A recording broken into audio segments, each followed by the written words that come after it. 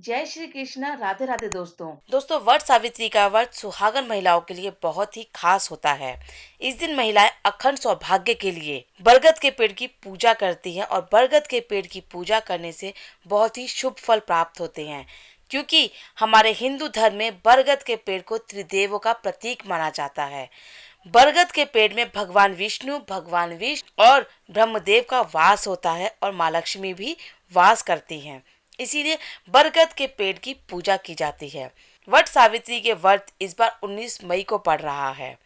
वट सावित्री का व्रत करने से आर्थिक समस्याएं दूर होती हैं, आपके पति की सफलता के द्वार खुलते हैं, उनके काम में तरक्की आती है, कारोबार में भी लाभ होता है। बहुत सी समस्याएं हैं जो वट सावित्री व्रत को करने से दूर होती हैं। दोस्तों, अब आपको बताते हैं कि वट सावित्री की व्रत की पूजा विधि क्या है और इसकी कथा क्या है। लेकिन उससे पहले आपसे रिक्वेस्ट करती हूँ कि अगर आप हमारे चैनल पर पहली बार आए हैं, चैनल को सब्सक्राइब जरूर कर दीजिए। दोस्तों, वीडियो पसंद आए तो इसे ज़्यादा से ज़्यादा शेयर करिए।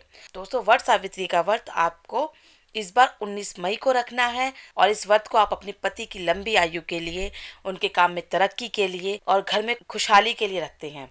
दोस्तों, इस व्रत में आप फलाहार भी कर सकते हैं, आपको निर्जल उपवास नहीं करना है, ऐसा भी आप कर सकते हैं। ठीक है।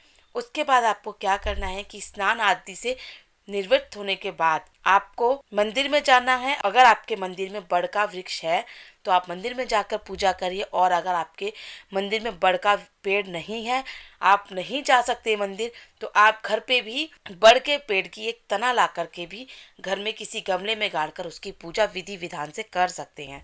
बहुत ही आसान विधि है इसकी पूजा करने की।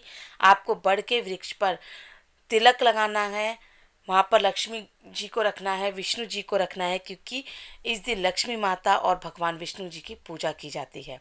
उसके बाद आपको खरबूजा, आम, ये दो फल ज़रूर चढ़ाने हैं जो ऋतु के चल रहे होते हैं। इन फलों को आपको चढ़ाना है और बरगद के पेड़ को टीका लगाना है। साथ ही भगवान विष्णु और माँ लक्ष्मी को भी टीका लगाना है, चावल लगाने हैं। उसके बाद आपको कच्चा सूत लेना है। इस व्रत में कच्चे सूत का बहुत महत्व है। आपको कच्चा सूत लेकर के बरगद के पेड़ के चारों ओर बांधना है और अपने पति की लंबी आयु के लिए कामना करनी है। साथ ही आपको पूड़े बनाने हैं, जो मीठे पुए होते हैं जिन्हें पूड़े भी कहते हैं, वो आपको बनाने हैं।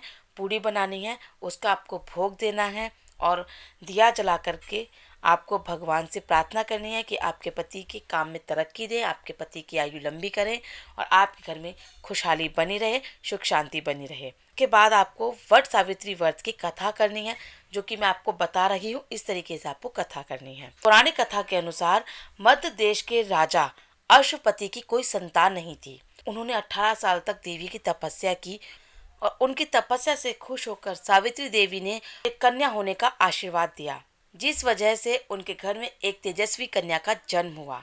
राजा ने कन्या का नाम सावित्री ही रखा। कन्या बड़ी होती गई और बहुत ही सुंदर थी। बड़ी होने पर राजकुमारी सावित्री को साल्व देश के राजा के पुत्र सत्यवान से प्यार हो गया। अब सावित्री सत्यवान को पति के रूप में पाना चाहती थी। इस घटना की जानकारी के बाद ऋषि नारद जी ने अशुपति से सत्यवान की अल्प आयु के बारे में भी बताया। माता पिता ने बहुत समझाया, लेकिन सावित्री अपने धर्म से नहीं डिगी, जिसकी जिद के आगे राजा को झुकना पड़ा और दोनों का विवाह संपन्न हुआ। सत्यवान बड़े गुणवान, धर्मात्मा और बलवान थे। वे अपने माता पिता का पूरा ख्याल रखते थे। सावित्री राजमहल छोड़कर जंगल की कुटिया में आ गई थी। उन्होंने वस्त्र आभूषणों का त्याग कर अपने अंधे सास ससुर की सेवा करती रही थी। सत्यवान की मृत्यु का दिन निकट आ गया। नारद ने सावित्री को पहले ही सत्यवान की मृत्यु के दिन के बारे में बता दिया था, जिससे समय नजदीक आने से सावित्री चिंता करने लगी। उन्होंने 3 दिन पहले से ही उपवास शुरू कर दिया और नारद मुनि के कहने पर पितरों का पूजन भी किया।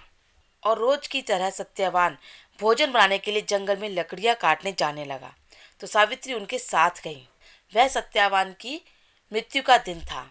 सत्यवान लकड़ी काटने के लिए पेड़ पर चढ़े, लेकिन सर चकराने की वजह से नीचे उतर गए। सावित्री पति का सर अपनी गोद में रखकर उन्हें सहलाने लगी। तभी यमराज आते दिखे, जो सत्यवान के प्राण लेकर जाने लगे। सावित्री भी यमराज के पीछे पीछे जाने लगी। उन्होंने बहुत मना किया, परंतु सावित्री ने कहा, जहाँ मेरे पति देव जाते हैं वहाँ मुझे जाना ही चाहिए।